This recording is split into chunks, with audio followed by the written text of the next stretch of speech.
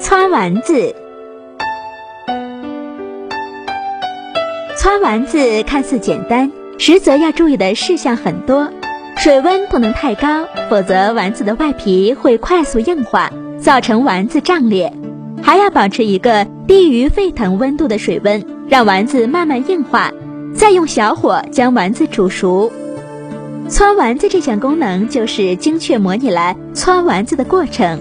这项功能特别适合烹制肉丸子、羊肉片、牛肉片、紫菜、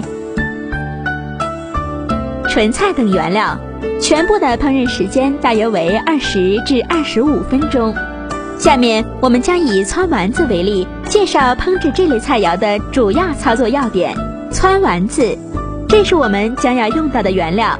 猪肉最好选用瘦多肥少的部分，洗净去掉筋，剁成蓉。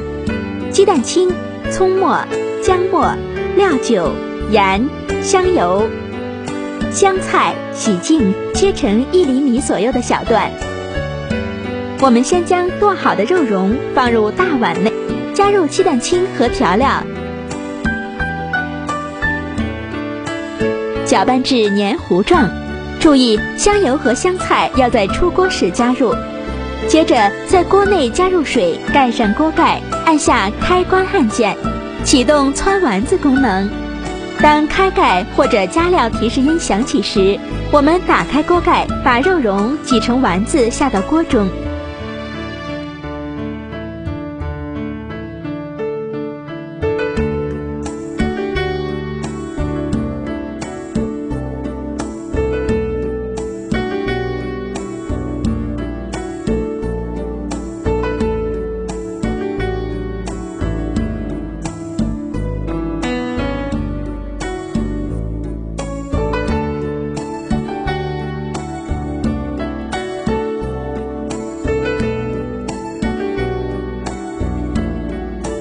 盖上锅盖，继续进行烹饪程序。